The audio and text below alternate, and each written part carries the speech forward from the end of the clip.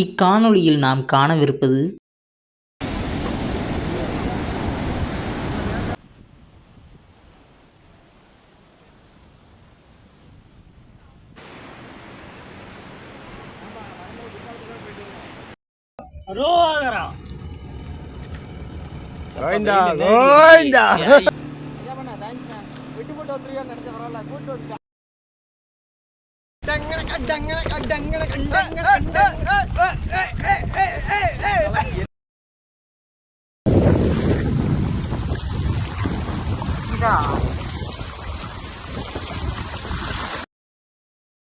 எல்லாருக்குமே வணக்கம். இன்று நாம் சுற்றுலா செல்ல இருக்கக்கூடிய இடத்தின் பெயர் வர்க்கலா அப்படின்ற ஒரு இடம். இந்த இடம் எங்கே இருக்குன்னு பார்த்தீங்கன்னா நம்ம கேரளா மாநிலத்தில் இருக்கக்கூடிய ஒரு இடம். இங்கே வர்க்கலா என்று சொல்லக்கூடிய ஒரு அழகிய கடற்கரையும் அதற்கு அருகில் இருக்கக்கூடிய ஒரு சில சுற்றுலா தலத்தையும் தான் நம்ம இன்னைக்கு இந்த காணொளியில் பார்க்க போகிறோம். நம்ம ஊர் கோவில்பட்டிங்க. நம்ம கோவில்பட்டியிலிருந்து ஆகஸ்ட் 3ஆம் தேதி ஞாயிற்றுக்கிழமை 2025 மதியம் 1:46க்கு கிளம்பிட்டோம். நாங்கள் யாருமே சரியான முறையில் மதிய உணவு சாப்பிடவில்லை என்பதால் எங்கள் எல்லோருக்கும் பசி எடுத்துருச்சு. நாங்கள் செல்லும் வழியில் உணவகங்கள் ஏதேனும் இருக்கிறதா என்று பார்த்து கொண்டே சென்றோம். சில உணவகங்கள் மூடி இருந்தது. இப்போ மணி பார்த்தீங்கன்னா 4:32. சரியாக இங்கே மலைக்கு அருகில் உள்ள ஒரு உணவகத்தில் நாங்கள் எல்லோரும் மதிய உணவு சாப்பிட்டுட்டு சரியாக 5:12க்கு நாங்கள் கிளம்பிட்டோம். இந்த மலை மிகவும் பார்க்க ரொம்ப அழகாக இருந்தனால அந்த உணவகத்துக்கு பக்கத்தில் இந்த மலை இருந்துச்சு. அது பக்கத்துலேயே ஒரு சின்ன காணொளி மாதிரி நான் பதிவு செஞ்சுக்கிட்டேன். இந்த காணொளியை பார்க்கக்கூடிய பார்வையாளர்களுக்கு ஒரு சிறிய வேண்டுகோள். நீங்கள் வர்க்கலாவிற்கு சென்று சுற்றி பார்க்க வேண்டும் என்று நினைத்தால் தயவு செய்து நம்முடைய காணொளியை பார்க்க வேண்டாம். ஏனென்றால் நீங்கள் எதிர்பார்க்கக்கூடிய தகவல்களை என்னால் கூற முடியாது. நான் சென்ற அனுபவத்தை மட்டும் கூறுவேன். வர்க்கலாவிற்கு போக முடியாதவர்கள் இதனை பார்த்து ரசிக்கலாம். நம்ம தமிழ்நாட்டிலிருந்து வர்க்கலாவிற்கு செல்லும் வழியில் உள்ள அழகிய இயற்கை காட்சிகள் கொண்ட இடங்கள் பல உள்ளது. அதில் சில அழகிய மலைகளும் மலையின் மீது மேக கூட்டங்களும் வளைந்து வளைந்து செல்லக்கூடிய சாலையும் சாலையின் இருபுறமும் அழகாக இருக்கக்கூடிய மரங்களையும் பார்த்து கொண்டே செல்கிறோம். நாங்கள் வர்க்கலாவிற்கு அருகில் சென்று கொண்டிருக்கும் போது எங்கள் வாகனத்தில் ஏதோ ஒரு மாற்றம் ஏற்பட்டது. இந்த மாற்றத்தை நாங்கள் சிறிது தூரம் சென்ற பின்னரே உணர்த்தோம். உடனே வாகனத்தை நிறுத்தி பார்த்ததில் எங்கள் வாகனத்தில் ஒரு சக்கரத்தின் நடுவே ஒரு மிகப்பெரிய கீறல் ஏற்பட்டிருந்ததை நாங்கள் கண்டோம். இச்சம்பவம் போது நேரமானது கிட்டத்தட்ட இரவு 8 மணி இருக்கும். உடனே அங்கு அருகில் பழுது பார்க்கும் கடைகள் அங்கு உள்ளதா என்று அந்த வழியில் வருபவர்களிடம் நாங்கள் கேட்டோம். இருக்கிறது, ஆனால் சற்று தொலைவில் உள்ளது என்றார்கள். இருந்தாலும் கூட நாங்கள் எல்லோரும் சேர்ந்து ஒரு 3/4 மணி நேரம் முயற்சி செய்து வாகனத்தின் சக்கரத்தை பழுது பார்ப்பவரின் துணை இல்லாமலே நாங்களே சரி செய்து விட்டோம்.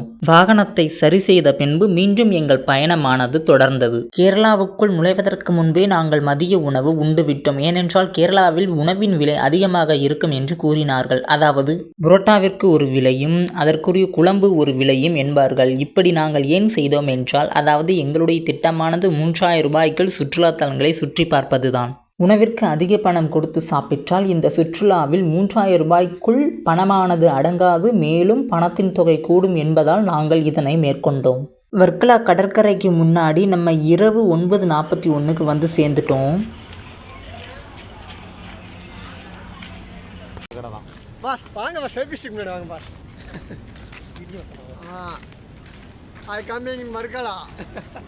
இங்கு மது அருந்துவிட்டு புகைப்பிடித்து கொண்டு தங்கு என்று வசதி படைத்தவர்கள் ஆடி கும்பலாக இருப்பார்கள் அல்லவா?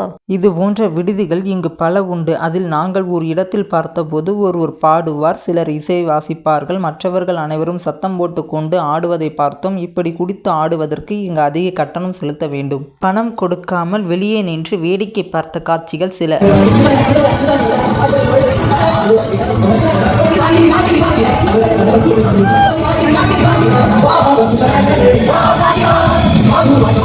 வர்க்கலாவில் நமக்கு கொடுக்கப்பட்ட அறை இதுதான். ஒரு சிறிய நாற்காலி உண்டு. காத்தாடி நல்லாவே சுத்துச்சு. கழிவறை ரொம்பவே சுத்தமாக இருந்துச்சு. எல்லாமே ரொம்ப நல்லா இருந்துச்சு. வெறும் கம்மியான விலையில், அதுவும் 2000 ரூபாயில் 2 அறைகள் இந்த மாதிரி கிடைக்க வாய்ப்பே இல்லை. இரவு 11:45க்கு நம்ம தூங்க ஆரம்பிச்சிட்டோம். நம்ம அதிகாலை ஆகஸ்ட் 4ஆம் தேதி 6:30 மணிக்கு தூங்கி எந்திரிச்சிட்டோம். இதுதான் நம்ம வந்த வாகனம். நாங்கள் தங்கி இருந்த விடுதிக்கு பக்கத்தில் புதுசாக ஒரு இந்திக்கார அண்ணன் கடை திறந்திருந்தாங்க. இந்த புது கடைக்கு நானும் முருகேசனும் தான் முதல் வாடிக்கையாளராக பொருள் வாங்கினோம். அந்த கடையில் நாம் அப்படியே பல்பொடி எல்லாம் வாங்கிட்டு பல் தேய்ச்சிட்டு வர்க்கலா கடற்கரையை நோக்கி போய்கிட்டு இருக்கோம். அதிகாலை 7:51க்கு நம்ம கடற்கரைக்கு வந்து சேர்ந்துட்டோம். இப்போது நம்ம கடற்கரையை நோக்கி குளிக்க போய்கிட்டு இருக்கோம்.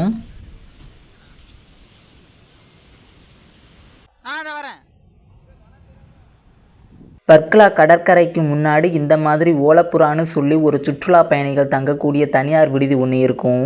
இதில் இருந்து அப்படியே இந்த மின்சார கம்பம் இருக்கும். இதற்கு அருகில் ஒரு பாதை போகும். ஒரு 5 நிமிடம் நடந்து சென்றால் கடற்கரையின் அழகை பார்த்து நீங்கள் ரசிக்கலாம். இப்போ நம்ம எல்லாரும் வர்க்கலா கடற்கரையில் போய் குளிக்க தான் எல்லாருமே கிளம்பி போய்கிட்டு இருக்கோம்.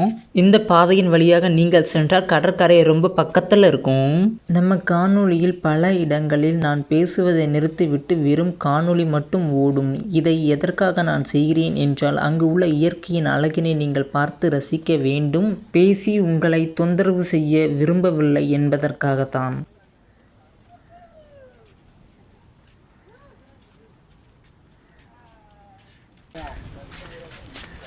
அதை குடிச்சு வரைய எடுப்புமா.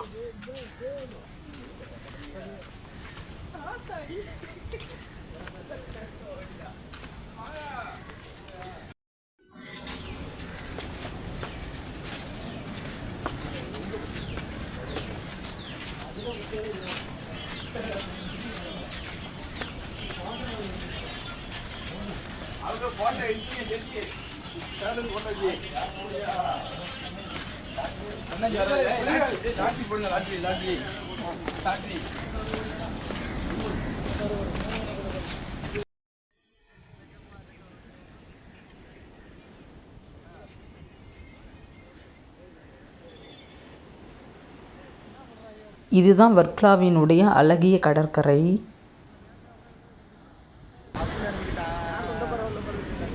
இப்போது நம்ம இந்த கடற்கரையிலேருந்து அந்த பக்கம் உள்ள கடற்கரைக்கு நம்ம போக போகிறோம்.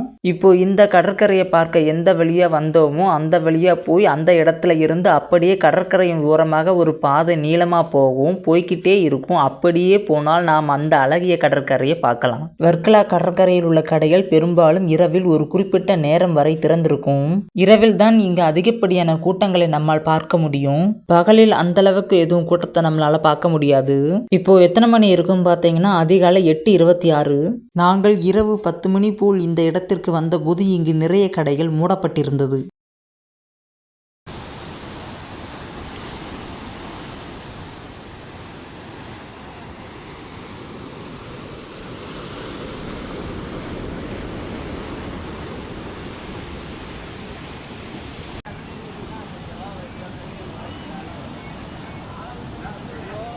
வர்க்கலாவிற்கு நீங்கள் கடற்கரையின் முன்பு உங்கள் வாகனத்தை நிறுத்தி இறங்கிய மறு நிமிடமே உங்கள் வாகனத்தின் அருகில் விடுதிகள் ஏதேனும் வேண்டுமா, எத்தனை அறைகள் கொண்ட விடுதிகள் வேண்டும், குளிரூட்டப்பட்ட அறைகள் வேண்டுமா, குளிரூட்டப்படாத அறைகள் வேண்டுமா என்று விடுதிகளை வாடகைக்கு விடக்கூடிய நபர்கள் உங்கள் வாகனத்தின் முன்பு வந்து கேட்பார்கள்.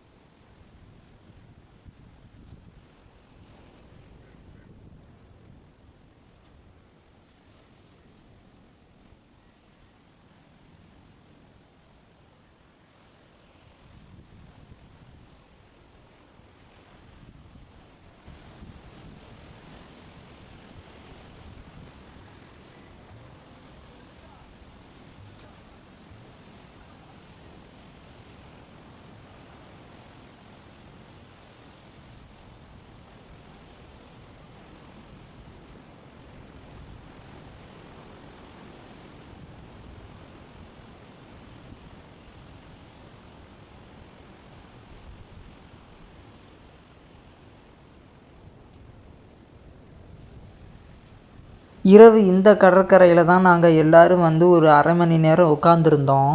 வர்க்கலா கடலில் குளிக்கணும்னு நம்ம எல்லாருமே ஆசைப்பட்டு கடலுக்கு போனோம். ஆனால் அவங்க நம்மளை கடற்கரையில் கால் வைக்க கூட விடலை.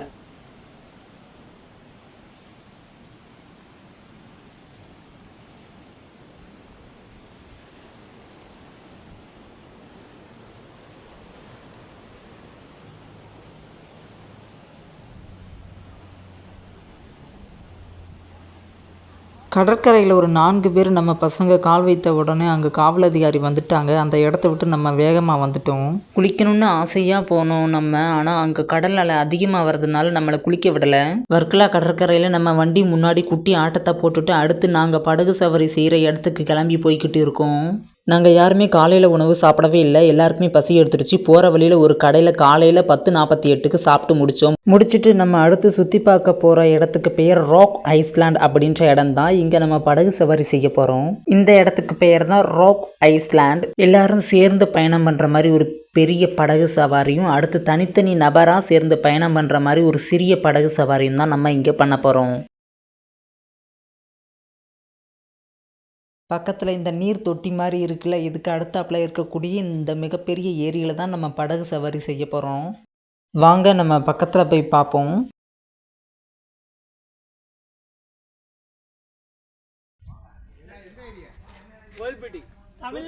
இங்கே ஒரு தாத்தா இருந்தார். அந்த தாத்தா எங்கள் எல்லாருக்கிட்டையும் நல்லா மகிழ்ச்சியாக பேசினார்.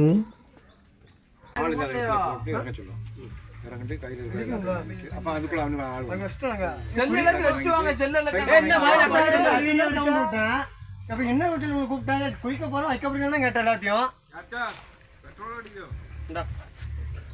போட்டோ வீடியோ எடுக்க போன் வேண்டாமா? போட்டோ வீடியோ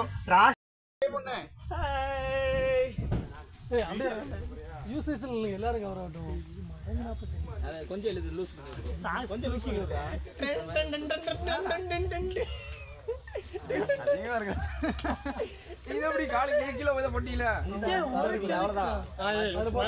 தெரியுங்களா? என்ன கடலா அவன் பயப்பட மாதிரி.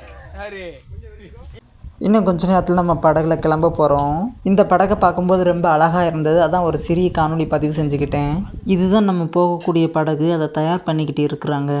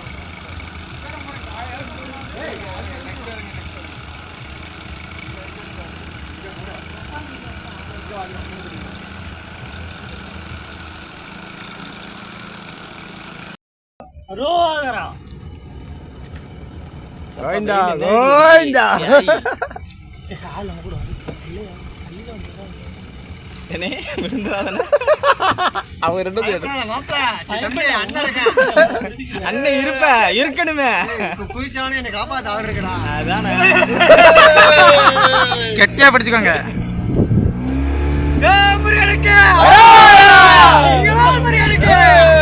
பயத்துல கூட வருது.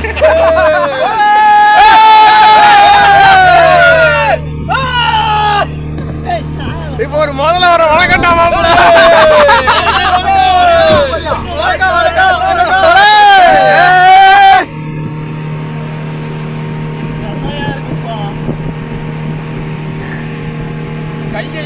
இந்த குளம் உண்மையிலேயே ஒரு மிகப்பெரிய குளம். நம்மளை அப்படியே சுற்றி காமிச்சிட்டு அப்படியே கொண்டு வந்து அதே இடத்துக்கு கொண்டு வந்து விட்டுருவாங்க. அதுக்கடுத்து நம்ம சின்ன படகுல சவாரி செய்வோம். வாங்க இந்த காணொலியை பார்ப்போம். இடையில சில காணொலிகள் சத்தமே இல்லாமல் அமைதியாக காணொலி மட்டும் ஓடுற மாதிரி இருக்கும், பார்த்துக்கோங்க.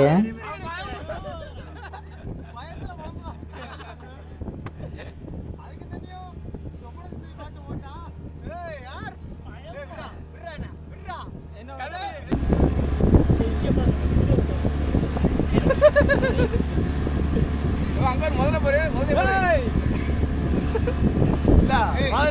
இப்போ ஒன்று வரணும், இங்கிருந்து குதிக்கணும். உனக்கு ஆடாத தண்ணி எங்க போகுது? ஆறு அடிக்காத ஆறு. ட்ரெயின் கிட்ட போகுது.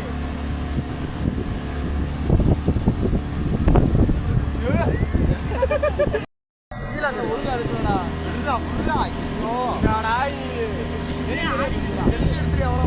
மீன் பிடிக்கிறாயா? ட்ரெயின் போகுது.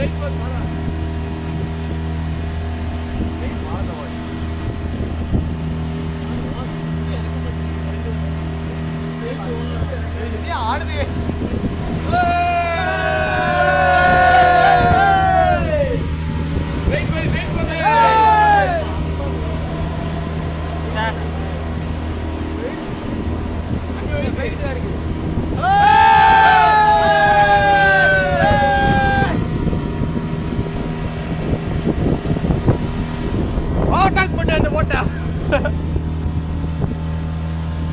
அந்த போட்டை ஓட்டாக்கு பண்றாங்க.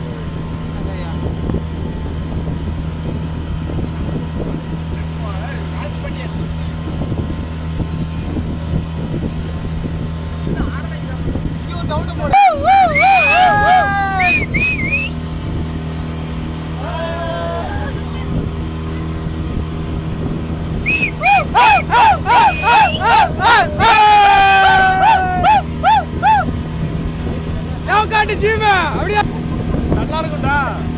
இந்த போட்ல போடு. திருச்சி போ.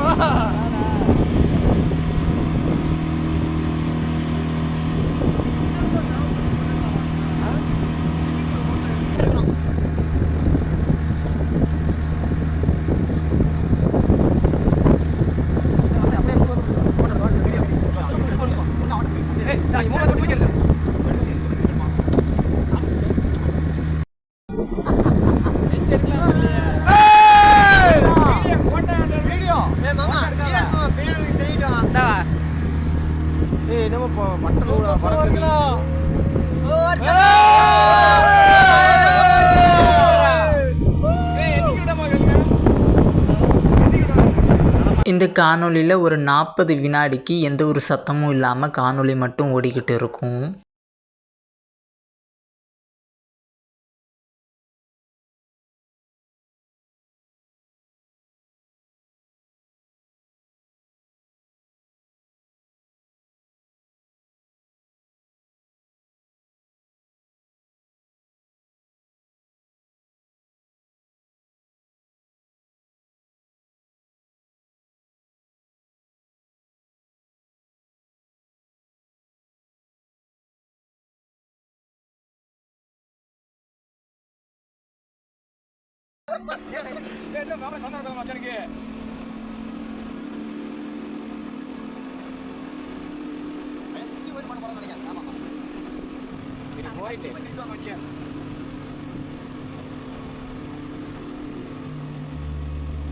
அடுத்த வண்டி வந்துருச்சப்பா.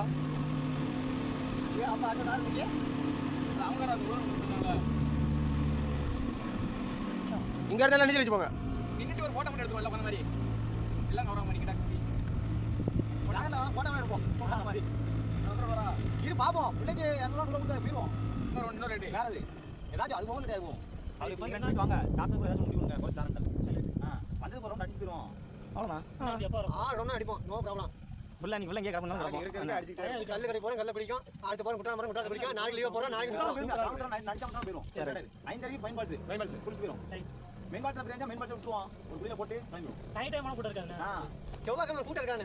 போன நம்ம ஃப்ரீயாக தான் இருக்கும். நைட்டு ஃப்ரீயாக 5 தடவை போயிடும்.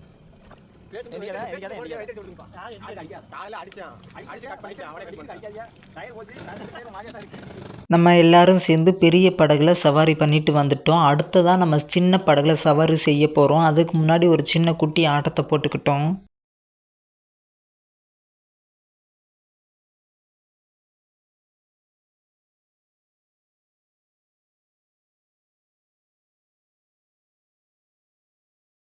நம்ம எல்லாரும் சேர்ந்து ஒரு குட்டி ஆட்டத்தை போட்டதுக்கு அப்புறமா சின்ன படகை இயக்குவதற்கு ஒரு சிறிய துடுப்பு மாதிரி கையில் ஒன்று கொடுத்தாங்க எல்லாருக்கும்.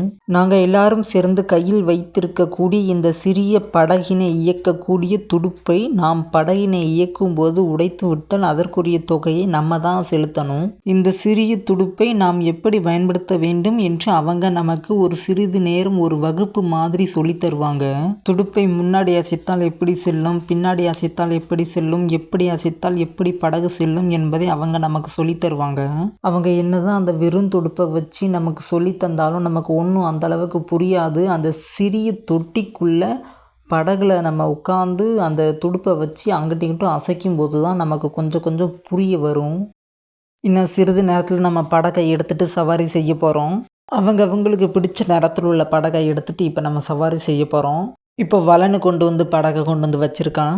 அடுத்ததான் முரேசா கொண்டு வந்து படகை வச்சுக்கிட்டு இருக்கான். இப்போ மதன் கொண்டு வந்து படகை வச்சுக்கிட்டு இருக்கான். அடுத்ததான் நம்ம அங்கேயே பாண்டியன் நம்ம படகை கொண்டு வந்து வச்சுக்கிட்டு இருக்காங்க. இப்போ நம்ம இந்த சிறிய படகுல பயணம் பண்ணிட்டு வரப்போகிறோம். அந்த பெரிய படகு சவாரியை விட இந்த சிறிய படகோட சவாரி ரொம்ப அழகாகவே இருந்துக்கும். எல்லாரும் அவங்கவுங்க படகுல ஏறிட்டாங்க. இப்போ நம்ம எல்லாரும் கிளம்பி போக போகிறோம். வாங்க போகலாம். இப்போ இந்த காணொலியில் இன்ஸ்டாகிராமில் உள்ள என்னுடைய பெயர் இதில் வந்திருக்கும். அது ஏன் வருது அப்படின்னா, வர்க்கலாவில் வச்சு எடுத்து காணொலிகள் கொஞ்சம் என்னுடைய இன்ஸ்டாகிராமில் போட்டதுக்கு அப்புறமா கொஞ்ச நாள் கழித்து அழிஞ்சிருச்சு. அதை என்னால் எடுக்க முடியல. அதனால் இன்ஸ்டாகிராமில் உள்ளதை எடுத்து இதில் நான் போட்டிருக்கேன்.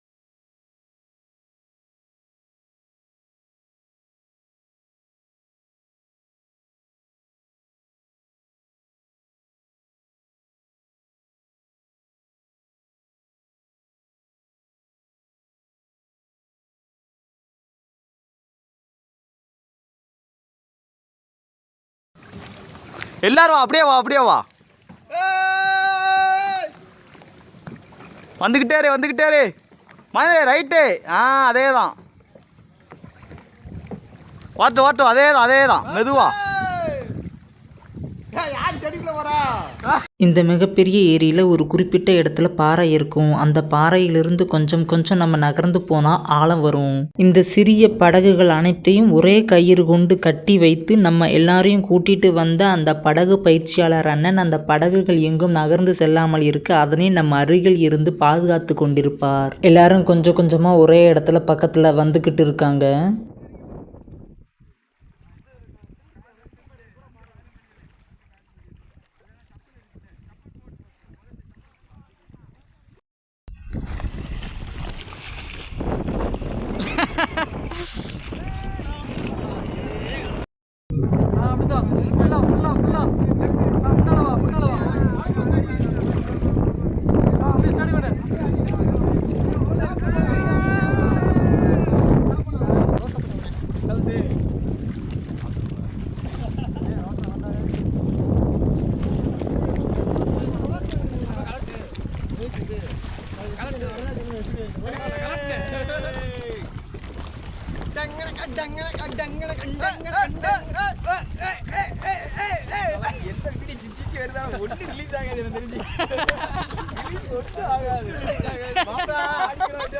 நம்ம மெமரிஸ் வருஷம் காட்டி பாப்போம்.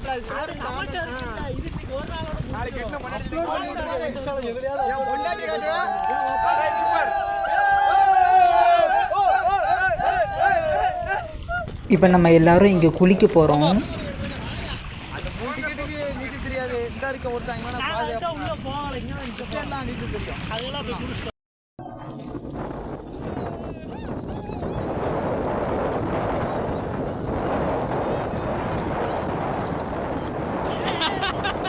இங்கே நம்ம எல்லாரும் குளிக்கும்போது மணி மதியம் 1:54. இந்த குளத்தில் கிட்டத்தட்ட நாங்கள் ஒரு அரை மணி நேரமாவது குளிச்சிருப்போம். இங்கே நம்ம எல்லாரும் குளித்து முடித்த பிறகு இன்னொரு 2 சிறிய குளத்திற்குள் கூட்டிகிட்டு போவாங்க. அந்த குளத்தை சுற்றியுள்ள தென்னை மரங்கள் மற்றும் பிற வகையான மரங்கள் செடிகள் எல்லாமே பார்ப்பதற்கு ரொம்ப அழகாக இருக்கும். வாங்க அதை பார்க்க போவோம்.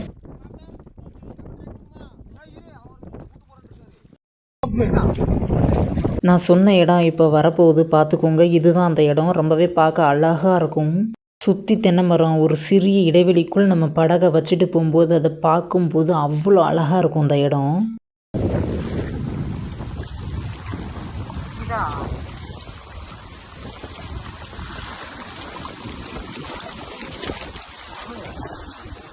கொஞ்சம் ரெஸ்ட் எடுத்து போகலாமே. இதான் எப்படி இருக்கு? செமையா இருக்கு. இல்லவா கொஞ்சம் ரெஸ்ட் எடுத்து போகலாம் வாங்க.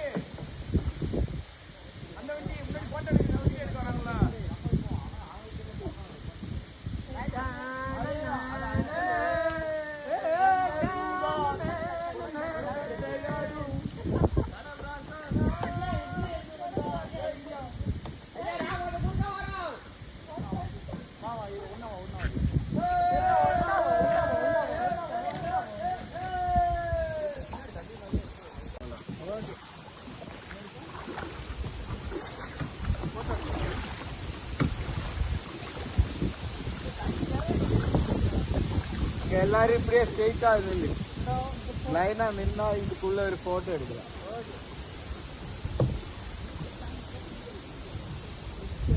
உள்ள உள்ள உள்ள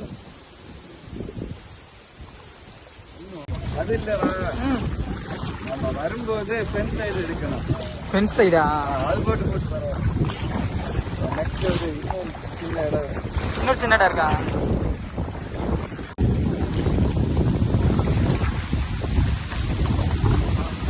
ரைட் சைடு மெதுவா மெதுவா மெதுவா மெதுவா கொஞ்சம் கையால கொஞ்சம் புஷ் பண்ண. அப்படியே அப்படியே அந்த சைடு மாட்டியாதான் இந்த நம்ம சைடு. எல்லாரும் குளத்தை விட்டுட்டு வெளியே வந்துட்டோம். இந்த சிறிய இடைவெளியை கடந்து வர வலனுக்கும் விக்கிக்கும் கொஞ்சம் அவங்களுக்கு சிரமமாகிருச்சு. இருந்தாலும் கடந்து வந்துட்டாங்க. ரெண்டாலும் சைடு போட்டு. இதுதான் இரண்டாவது குளம். இதுக்குள்ளே தான் நம்ம கூட்டிகிட்டு போகிறாங்க. இந்த குளத்தை நீங்கள் உங்களுடைய கைபேசியை தலையில கொஞ்சம் மாற்றி வச்சு பாருங்கள்.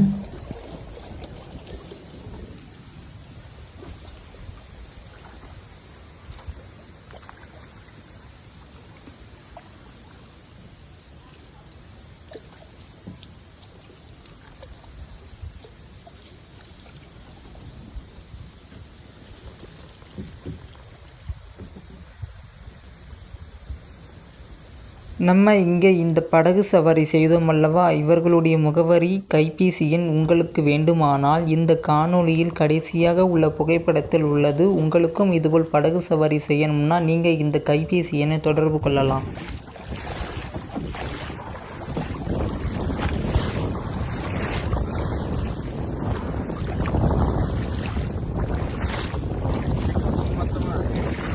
என்னண்ணா?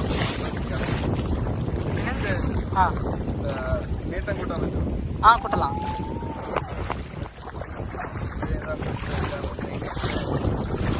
அது ஃபோன் கொஞ்சம் மேலே கொஞ்சம் எப்படியா?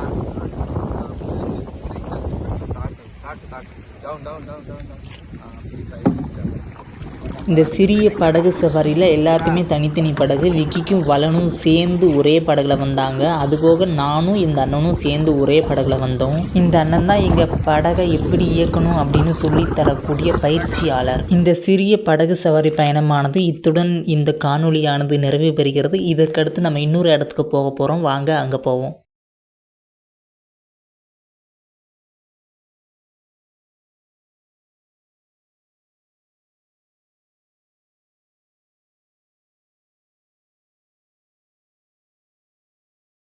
இங்கே நம்ம 2 படகு சவாரி செஞ்சோம். இதுக்கு என்ன விலை அப்படின்னா 600 ரூபா. அதுபோக ஒரு வேளை உணவு தருவாங்க. கோழி பிரியாணி, தயிர் வெங்காயம், ஊறுகாய், அப்பளம். இதான் அந்த உணவு. ஒரு நபருக்கு 600 ரூபா.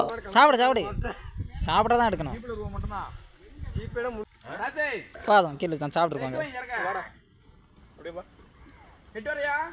வாடா வேண்டாம், நான் சாப்பிட்டுட்டேன். வேண்டாம் வேண்டாம் வேண்டாம் வேண்டாம். வாடா. இந்த மரத்துக்கடியில் வச்சு தான் நம்ம சாப்பிட்டோம். அடுத்து இன்னொரு இடத்துக்கு போக வேண்டியது இருந்தனால இங்கே வச்சு ஆடையை மாற்றிட்டு இந்த படகு சவாரியில் இருந்து இந்த இடத்துல நம்ம சாப்பிட்டுட்டு நம்ம ஆடையை மாற்றிட்டு கிட்டத்தட்ட நம்ம கிளம்பும்போது மணி மாலை 4:07. இப்போது நம்ம எங்கே வந்திருக்கோம் நீங்கள் பார்த்தீங்கன்னா பனைப்பால் சாப்பிட, அதாவது பனை மரத்திலிருந்து எடுக்கக்கூடிய பால் கல் அப்படின்னு சொல்லுவாங்கள்ல, அதை இங்கே பருக வந்திருக்கோம். 1 லிட்டர் 200 தொட்டுக்க வாத்துக்கறி தருவாங்க. நம்ம எல்லாருமே சாப்பிட்டோம். பனைப்பால் 1 லிட்டர் 200. உண்மையிலே பனைப்பால் ரொம்ப அருமையாக இருந்துச்சு. தொட்டுக்க வாத்துக்கறி. இந்த வாத்து பூராமே இவங்களே சொந்தமாக வளர்க்குறாங்க. வாத்து நிறைய பண்ணை மாதிரி வச்சு வளர்க்காங்க. ரொம்ப அழகாக இருந்துச்சு. நிறைய வாத்து இருந்துச்சு. அதை நிறைய காணொளி பதிவு செஞ்சு வச்சுக்கிட்டேன். இங்கே ஒரு வாத்து தண்ணிக்குள்ளே நல்லா குளிச்சிக்கிட்டு இருந்தது. அது காணொளி பதிவு செய்யும்போது அது பின்னாடி பார்த்தே குளிச்சிக்கிட்டு இருந்தது. அதோட மனசில் என்ன நினச்சதுனே தெரியல. நீ எல்லாம் என்னடா பிறவி நாங்கள் குளிக்கிறது கூட விட காணொளி பதிவு செய்கின்ற மாதிரி தான் கேட்டுச்சு மனசில். நம்ம பனைப்பால் குடிச்சிட்டு 5:37 கிட்ட நம்ம கிளம்பிட்டோம். அடுத்து நம்ம எங்கே போகிறோம் அப்படின்னா ஜடாயு பறவையை பார்க்க போகிறோம். ஜடாயு பறவை சிலை, அதாவது இந்த மலை மேலே கழுகினுடைய ஒரு சிறகை வெட்டிய மாதிரியும் கால்களை தூக்கியது போல் இருக்கும் அல்லவா, அங்கே தான் நம்ம போக போகிறோம். இந்த ஜடாயு பறவையை பார்க்க நம்ம வந்த நேரமானது மாலை 6 மணி. ஆனால் மாலை 5:30க்கு பூட்டிடுவாங்களாம். இப்போ பார்க்க முடியாதுன்னு சொல்லிட்டாங்க. அப்படியே நம்ம திரும்ப வந்துட்டோம். இந்த மலைக்கு மேலே தான் அந்த பெரிய கழுகு சிலை ஒன்று இருக்குது. இந்த மலையிலிருந்து நம்ம சிறிது தூரம் சென்று பார்த்தா இந்த மலையின் மேலுள்ள ஜடாயு பறவை, அதாவது இந்த கழுகு பறவையினுடைய உருவம் நமக்கு தெரியும். மேலே சென்று அருகில் பார்க்க தான் முடியவில்லை. தூரத்தில் இருந்து காணொளியாவது பதிவு செய்து கொள்வோம் என்று காணொளி பதிவு செய்து கொண்டேன்.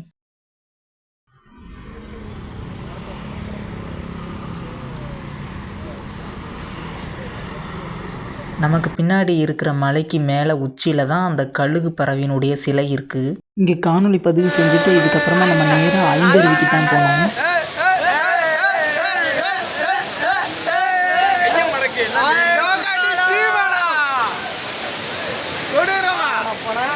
ஐந்தருவியில் இருந்து இப்போ நம்ம குற்றால பேரருவிக்கு வந்திருக்கோம். இங்கே நம்ம ஒரு 11 மணிக்கிட்ட வந்துட்டோம். இந்த வர்க்கலா சுற்றுலாவானது இத்துடன் நிறைவு அடைகிறது. நம்ம எல்லாருமே நம்ம ஊர் மேம்பாலத்தில் ஆகஸ்ட் 5 நள்ளிரவு 2:25க்கு நம்ம எல்லாரும் வந்துட்டோம். இக்காணொலியை பார்வையிட்ட பார்வையாளர்கள் அனைவருக்கும் நன்றி கூறி விடைபெற்றுக் கொள்கிறேன். நன்றி, வணக்கம். இதற்கு அடுத்து உள்ள புகைப்படங்கள் எல்லாம் வர்க்கலா சுற்றுலா நினைவாக இருக்க வேண்டும் என்று இத்துடன் இணைத்து உள்ளேன். இதனை யாரும் காண வேண்டாம். நன்றி.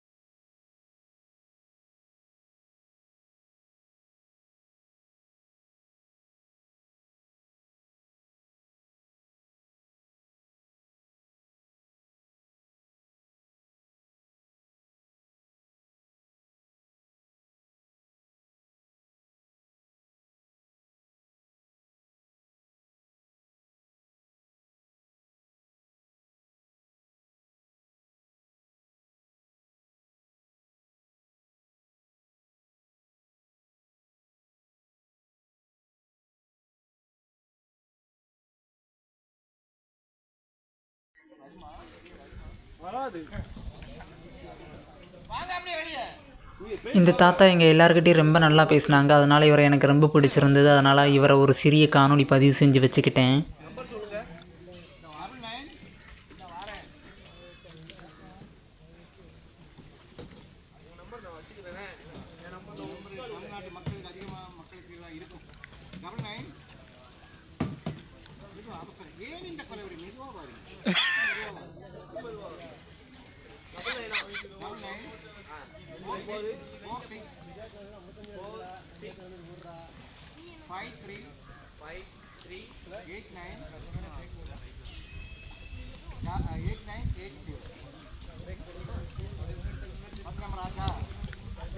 மறுபடியும் செக் பண்ணு.